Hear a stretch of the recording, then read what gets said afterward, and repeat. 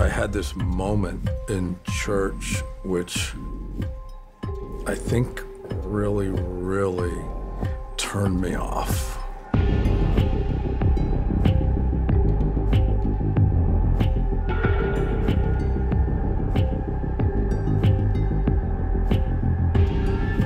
I was 7 or 8 years old and I was sitting in church. We happened to be playing with the sunlight that was coming down through the stained glass window.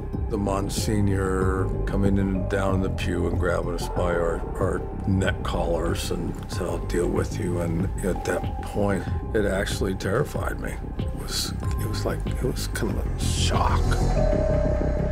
So that's when the journey began. As time went on, I made a transition from a player to a coach. The Sundays are emotional, fun, they're pressure-packed. Players are different nowadays. I like them feisty, I like them testy. You have to have individual relationships with each and every player.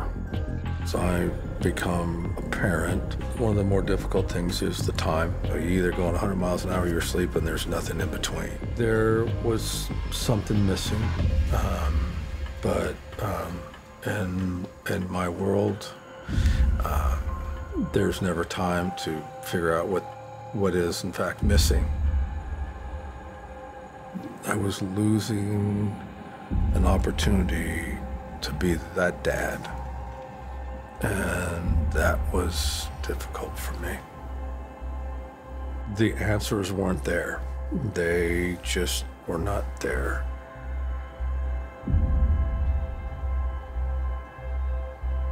A few years ago, I, with the help of a friend, drove the stake home.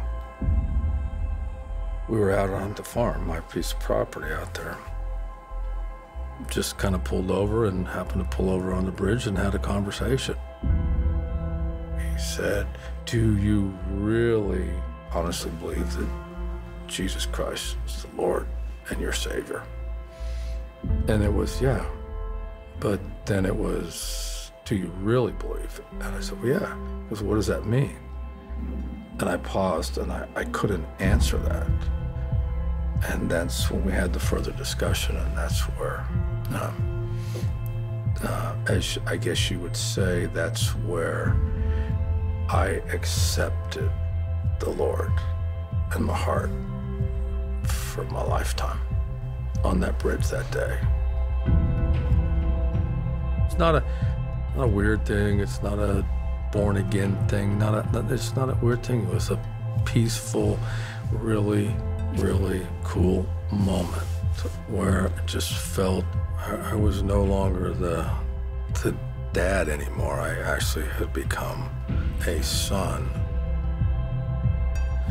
And it makes things much easier from a day-to-day perspective. I can handle those responsibilities because I know that I have a father that's looking after me, that has got my best interest at heart. My name is Jeff Fisher, and I am second.